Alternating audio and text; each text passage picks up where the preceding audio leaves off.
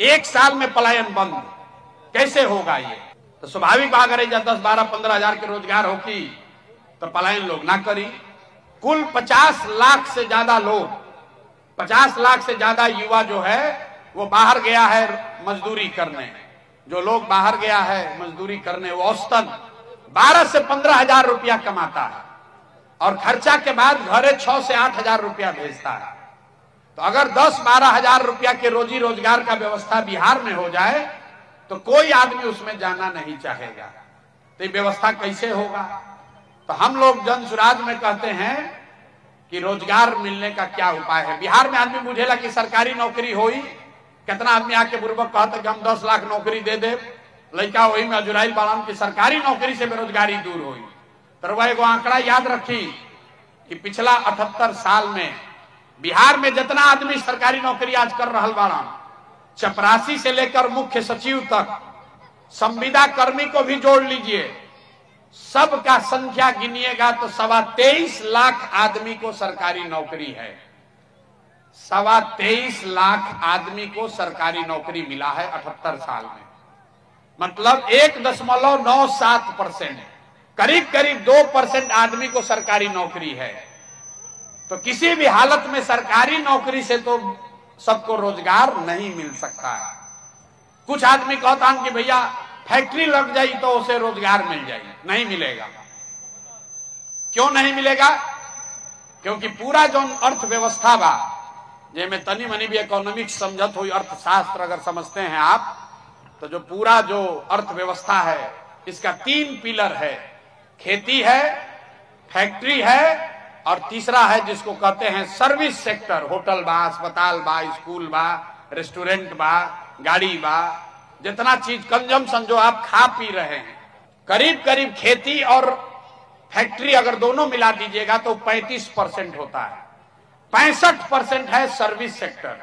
Saloon कोई खोला है, कोई मिठाई का दुकान खोला है, कोई रेस्टोरेंट चला रहा है, कोई स्कूल चला रहा है, कोई अस्पताल चला रहा है, कोई टैक्सी का धंधा किया है, ये सब सर्विस सेक्टर है। तो 100 रुपया के अर्थव्यवस्था में 65 रुपया ये सर्विस सेक्टर है। और सर्विस सेक्टर में सबसे ज्यादा जरूरत क्या है? आपके पास पूंजी होना चाहिए। पैसा रही तबे ना लोग रोजी रोजगार करब। तो बिहार में पूंजी का बहुत बड़ा अभाव है। यहां लोगों के पास पूंजी नहीं है। आपको लगता है कि यहां लोगों का पलायन होता है। लोगों का पलायन इसलिए हो रहा है कि यहां से पूंजी का पलायन हो रहा है। एजा बैठल इतना आदमी बारन, बहुत विद्वान लोग भी बैठे हुए होंगे, आपको यह शायद पता नहीं है कि बिहार से हर साल 2.5 लाख करोड़ रुपया, 2.5 लाख करोड़ रुपया बैंक, जो आप और हम अपने बैंक में यहां जमा करते हैं, 2.5 लाख करोड़ रुपया बैंक वाला बिहार से बाहर भेजता है। गुजरात में, तमिलनाडु में, उत्तर प्रदेश में, कर्नाटक में, आंध्र प्रदेश में। ये आंकड़ा कहां से बा? रिजर्व बैंक ऑफ इंडिया बताता है। बैंक जो है, बैंक का जिम्मेवारी है कि जितना रुपया आप बैंक में जमा कीजिएगा उसका 70% पैसा आपको, समाज को ऋण के तौर पर मिलना चाहिए, जिससे आप घर बना सकें, गाड़ी खरीद सकें, धंधा रोजी रोजगार कर सकें। तो पूंजी का यही 2 स्रोत है। पूंजी आदमी के पास कहां से आता है? जो पैसा आप कमाते हैं, जो खर्चा के बाद बच गया वो आपका पूंजी हुआ, और दूसरा पूंजी का स्रोत है जो बैंक से कर्जा लिए, वो आपका पूंजी है। मान ली कि रुआ घर बनावता नहीं, 1 लाख रुपया रुआ बचत कैले बानी, 4 लाख रुपया बैंक से लेनी तो 5 लाख के घर बनावता नहीं, फिर धीरे धीरे कर्जा वापस करब। तो ये जांचने के लिए रिजर्व बैंक ऑफ इंडिया एक आंकड़ा जारी करता है जिसको कहते हैं CD रेशियो। सबके ना भी बुझाई तर बुझी कि एगो आंकड़ा होला कि कितना रुपया बैंक में जमा भइल और कितना रुपया बैंक वाला लोन के तौर पर समाज को दिया। देश में कानून है, संविधान है कि बैंक में अगर 100 रुपया जमा हो तो 70 रुपया बैंक को वापस समाज को देना है, धंधा के लिए, रोजी रोजगार के लिए, घर बनाने के लिए, गाड़ी खरीदने के लिए। बिहार में बैंक वाला देता है कितना? 40 रुपया। बाकी पैसा कहां जाता है? बाकी पैसा बैंक वाला उस राज्य में भेजता है जहां पर रोजी रोजगार हो रहा है, गुजरात में, कर्नाटक में, तमिलनाडु में।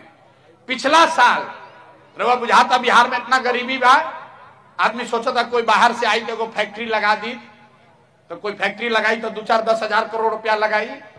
पिछला साल बिहार के गरीब जनता ने बैंक में पैसा जमा किया 4,21,000 करोड़ रुपया। ध्यान से समझिए, जितना बैंक बिहार में है इसमें हम लोग मिलकर पैसा जमा किए 4,21,000 करोड़। अब बैंक वाला पैसा आपको लोन पर कितना दिया? 1,61,000 करोड़। बाकी पैसा कहां गया? बाकी पैसा बैंक वाला दूसरे राज्य में भेज दिया। अगर 70% सीडी रेशियो होता तो बिहार में 2,80,000 करोड़ रुपया आपको लोन के तौर पर मिलता। तरुआ जो घर आज 4 कमरा के बनैले बानी 8 कमरा के बनी थी। आप एगो छोटा सा रेस्टोरेंट चला रहे हैं तो बड़ा रेस्टोरेंट चलाने लगते, छोटा व्यापार कर रहे हैं बड़ा व्यापार करने लगते, खेती में ज्यादा पैसा इन्वेस्ट कर सकते थे। ये जो हर साल 2-2 लाख करोड़ रुपया गया, तो 1990 में जब लालू जी मुख्यमंत्री भइलन तब से लेके पिछला साल तक बिहार से 26,35,000 करोड़ रुपया आपका हमारा पैसा बैंक वालों ने दूसरे राज्य में भेज दिया। 50 लाख आदमी गइलन, लेकिन 26 लाख करोड़ रुपयों इजा से चल गई। तो ये पूंजी का पलायन है। अब आप कहिएगा भैया रउआ कौन नया ज्ञान देता? नहीं, बिहार में तो कोई बातें नहीं के करते कर। ई कौन पलायन है? 26 लाख करोड़ रुपया आपका हमारा बैंक वाला दूसरे राज्य में भेज दिया। आप अंदाजा लगाइए, अगर 26 लाख करोड़ रुपया बिहार में इन्वेस्ट होता तो यहां पर कितना रोजी रोजगार पैदा होता। और ऐसा नहीं है कि बैंक का मनमर्जी है कि आप कितना पैसा लोन दीजिएगा। आपके जानकारी के लिए बता दें, देश के स्तर पर एक कमेटी होती है जिसका चेयरमैन होता है खुद प्रधानमंत्री, और हर 15 दिन पर यह आंकड़ा देखा जाता है कि बैंक में कितना रुपया जमा हुआ, बैंक वाला कितना लोन दिया। बिहार में राज्य के स्तर पर उस कमेटी का चेयरमैन होता है मुख्यमंत्री। लेकिन जैसे बिहार में सीओ, बीडीओ, डॉक्टर, दरोगा मुख्यमंत्री के बात नहीं खन सुनत, वैसे बैंक वाला भी उनकर बात नहीं के सुनत। अब बिहार में आदमी के कर समझ भी नहीं थे। आज तक आप कहीं किसी सभा में ये नहीं सुने होंगे कि भैया पूंजियों के पलायन बिहार से होता। जैसे फिनांस मिनिस्टर बा, ओकरा से पूछब कि भाई प्रशांत किशोर कह रहा है कि 26 लाख करोड़ रुपया यहां से चला गया, तो कहेगा ये क्या होता है? तो जन सुराज का मंत्र यह है कि अगर बिहार में 70% जो राष्ट्रीय औसत है, अगर बैंक के साथ मिलकर सीडी रेशियो को सुधार दिया जाए तो हर साल 2.5 लाख करोड़ रुपया एक्स्ट्रा पैसा यहां पर लोगों को मिलने लगेगा, घरे घर रोजी रोजगार होने लगेगा। तो ये जन सुराज का पहला मंत्र है घरे घर रोजगार देने का। दूसरा मंत्र ये है कि मनरेगा को सीधे खेती से जोड़ा जाए। जन सुराज ने कहा कि जितना आदमी धान गेहूं के खेती करता, अगर आप ये धान गेहूं का, मकई का खेती छोड़ के आप अगर नगदी फसल का खेती कीजिए, मसाले का खेती कीजिए, सब्जी का खेती कीजिए, लहसुन प्याज उगाइए, मसाला उगाइए, तो आपको मनरेगा के तहत मुफ्त मजदूर दिया जाएगा। एक फायदा क्या होई कि रउआ मजदूर मिल जाए यहाँ मुफ्त में, मनरेगा के चोरी हो जाए बंद, 1 रुपया हमनी के लागी ना, कहे से कि मनरेगा के पैसा दिल्ली से आवता। आ जौन मजदूर रउआ के दिया 2 बीघा पर, तो रउआ ओकरा से काम कराई। अभी तक क्या होता कि जितना नीचे पंचायत वाला 40% चोरी करके मनरेगा के लूट मचल बा। तो जो कृषि का पलायन है, एक और लोग जाता पंजाब में, हरियाणा में खेती मजदूरी करे, आ एजा जो खेती करता वो कहता भैया क्या है, पहले खैनी खेती करत रही, पहले प्याज उगावत रही, लेकिन मजदूर मिलते नहीं, यही से खेती बंद कर देनी। तो हम लोग कह रहे हैं कि अगर जो कृषि का मजदूर है उसका पलायन रोकना है तो मनरेगा को कृषि से जोड़ दीजिए, किसान को फायदा होगा, किसान को मजदूर मुफ्त हो जाएगा, और लाखों लोग जो जा रहा है पंजाब में, हरियाणा में खेत काटने, वो बिहार में ही काम करने लगेगा। और तीसरा जो काम हम लोग कर रहे हैं, तीसरा जो रोजगार का पलायन रोकने का तरीका बताया, दुनिया में जितना अर्थशास्त्री बारन, एगो स्कीम कहल जाला इंटरेस्ट सबवेंशन। कर्ज काहे ना लिहिला? कर्ज से ज्यादा लोग ब्याज से डरते हैं। भैया कर्जा 1 लाख रुपया दे, 10,000, 12,000, 15,000 रुपया ब्याज लागी, तो आदमी डर के मारे बिजनेस व्यापार करने से आदमी डरता है। तो इसलिए हम लोग इस इंटरेस्ट सबवेंशन स्कीम का बात कर रहे हैं। मतलब रउआ 1 लाख रुपया बैंक से लोन ले, तरवा के कहल जाते कि खाली ऊपर ब्याज 4 रुपया दी, 6 रुपया सरकार के ओर से दिहल जाये, ताकि जितना युवा बारन महिला लोग बा घरे घर लोग लोन ले 1 लाख रुपया 2 लाख रुपया लेके छोटा छोटा काम करो और ब्याज 4 रुपया लागो। इससे फायदा का होई? फायदा ये होई कि बजट से मान ले कि 1 लाख करोड़ रुपया अगर लोन लोग ले लिया तो सरकारी खर्चा आएगा खाली 6000 करोड़ रुपया। कहीं से कि 4000 करोड़ रुपया रउआ दे ब्याज और 6000 करोड़ रुपया सरकार दी और में 1 लाख करोड़ रुपया घरे घर बट जाये। 1 लाख करोड़ तो घरे घर आदमी कोई गाय खरीदी, कोई मुर्गी फार्म खोली, कोई दुकान खोली, कोई यूट्यूब बना ली, कोई टैक्सी कर ली। तो ये 3 चीज हम लोग करेंगे। पहला चीज, बिहार में 2.5 लाख करोड़ रुपया जो बैंक से पैसा बाहर जा रहा है उसको रोकने का स्कीम है। 3 महीना के अंदर उसको रोक दिया जाएगा। जे बैंक जिनका बिजनेस करे के बाद उसको पैसा लोन यहीं देना है, लोन नहीं देगा ब्रांच उसका बंद करेंगे, बाहर जाओ भाई।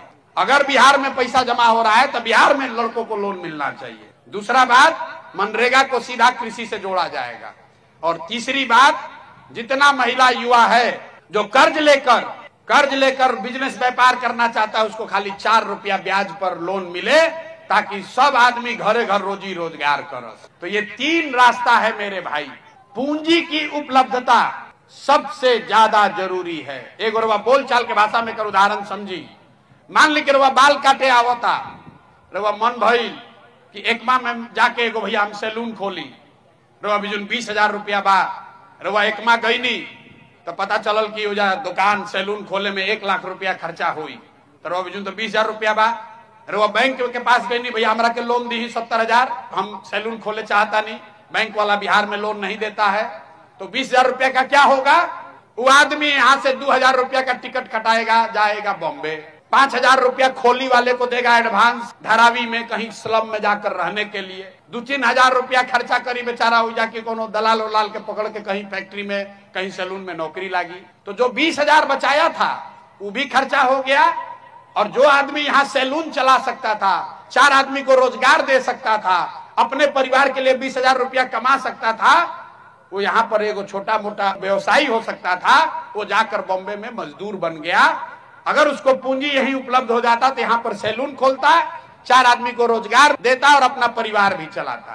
तो इसीलिए हम लोग कह रहे हैं कि जिसका बच्चा 15 साल से कम उम्र का है उसको पहले पढ़ाया जाए। आज जेकर उम्र 15 साल से 50 साल बा ओकरा हाथ में पहले पूंजी दिहल जाओ। बिहार के लड़कन के पास वो ताकत बा, हमने के रोजी रोजगार अपने आप करे लागल जाई, पैसा हमने के चाहिए। गुजरात में सबसे पहले पैसा कब हुआ? जब अमूल के रवा नाम सुन ले बानी, ऑपरेशन फ्लड के तहत गुजरात के घर घर में विश्व बैंक से पैसा लाकर महिलाओं को 2-2 लाख 1-1 लाख रुपया दिया गया। लोगों ने गाय भैंस खरीदा और कोऑपरेटिव से दूध जब बिकना शुरू हुआ, घरे घर 500,000 रुपया नगद पैसा आने लगा। वहां से गुजरात की तरक्की शुरू हुई है। अब बिहार में दुर्दशा का बा? 2 भैंस खरीदे के बाद कोई के तो पैसा नहीं थे, कहां से खरीदेगा गरीब आदमी? किसी से जाकर पूछिए, कहता भैया कै गो हम रास्ता चलते हैं पैदल, पूछते हैं कै गो मवेशी है, तो कहता भैया 1 भैंस बिया। एक से पहले कहा तो भैया बाबूजी के भी 1 भैंस रहे, अभी हमरो भी 1 भैंस बिया। वो बढ़ा नहीं सका है क्योंकि उसके पास पूंजी नहीं है। तो पूंजी की उपलब्धता, जिस दिन पूंजी यहाँ उपलब्ध होगा उस दिन बुद्धि का पलायन रुक जाएगा। और जब पूंजी और बुद्धि का पलायन रुकेगा तो श्रम का पलायन अपने आप रुक जाएगा। उसके लिए कोई अलग से प्रयास करने की जरूरत नहीं है। आपको समझने की जरूरत है कि जो आके कहता है नौकरी दे देंगे, इससे बड़ा झूठ कोई हो नहीं सकता है। खाली बिहार में ना, देश में भी सिर्फ 3% आदमी को ही सरकारी नौकरी है। इसको समझिए, क्योंकि आरक्षण के लड़ाई में पूरा समाज पड़ा हुआ है। आप समझ रहे हैं भैया हमको आरक्षण मिले कि इनको आरक्षण मिले? हम कहते हैं भाई एक बार को 100% आरक्षण ले लो, तब वो तो 3% आदमी को ना आरक्षण मिलेगा, 97% आदमी को तो कभी ना मिलिए नहीं सकता है। दूसरा बात देखिए कितना ये गरीब आदमी को, ये पिछड़ा वंचित का राजनीति करने वाला कितना धोखा देता है। अभी जातीय जनगणना हुआ, 500 करोड़ रुपया लगा के जातीय जनगणना हुआ, और जो रिपोर्ट आया उसको पढ़ा भी नहीं। रिपोर्ट में लिखा हुआ है कि आज भी बिहार में सिर्फ 3% दलित समाज के लोग 12वीं क्लास पास करते हैं।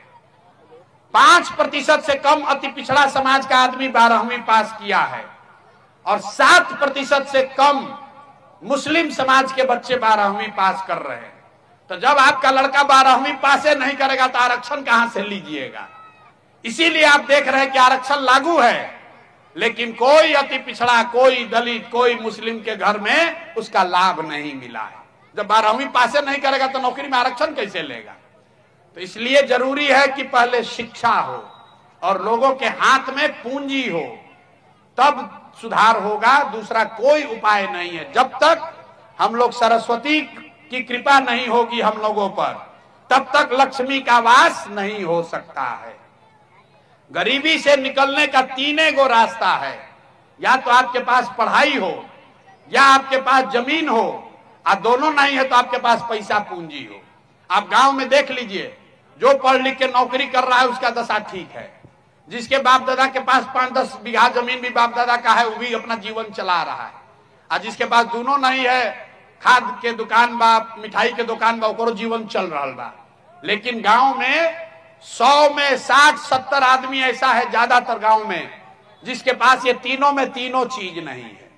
उसके पास बच्चे के पास पढ़ने का उपाय नहीं है, जमीन है ये नहीं है, और रोजी रोजगार करने के लिए पूंजी है ये नहीं। तो कैसे उसका गरीबी खत्म होगा? जिसको वोट देना है दे दीजिए, नहीं सुधर सकता है। चाहे सड़क बन जाओ कि बिजली आ जाओ, आदमी ये कहते हैं भैया नली गली बनवा दी। अरे भैया, इससे गरीबी नहीं खत्म होगा। गरीबी खत्म तब होगा जब यहां लोगों के पढ़ने की व्यवस्था हो, जब आपके पास जमीन हो। बिहार में भूमिहीनों की संख्या 60% है। मतलब 100 में 60 आदमी ऐसा है जिसके पास एक धूर जमीन नहीं है। देश में 100 में 38 आदमी ऐसा है जिसके पास जमीन नहीं है। अब बिहार में 100 में 60 आदमी के पास जमीन है ये नहीं है, तो खेती करेगा कैसे? यहाँ खेती क्या करता? जो मजदूर है, आपसे खेत बटाई पर लेता है और वो मजदूरी करता है, वो किसान नहीं है, वो तो मजदूरी कर रहा है। तो जब तक बिहार के समाज में शिक्षा नहीं होगी, लोगों के पास जमीन नहीं होगा, और घर घर रोजी रोजगार करने के लिए पैसा पूंजी नहीं होगा, तब तक यहां से गरीबी खत्म नहीं हो सकता है। तो जन सुराज का सीधा संकल्प है कि यही 3 गो काम करना है। बाकी चीज जब होई तब होई, लेकिन सबसे पहले लइकन के शिक्षा के व्यवस्था कईल जरूरी बा। और ओकरा खातिर हमने क्या कहता नहीं, जब शिक्षा सुधारे खातिर कि साल भर के अंदर जब स्कूल सुधरी तब सुधरी। जितना गरीब आदमी है उसको हम लोग कह रहे हैं कि आप अपने बच्चा को प्राइवेट स्कूल में भेजिए, उसका फीस सरकार भरेगी। कितना आदमी कहता कि भैया इतना पैसा कहां से आई? सरकारी स्कूल में ज्यादा पैसा लगता है। सरकार का शिक्षा बजट है 60,000 करोड़ रुपया।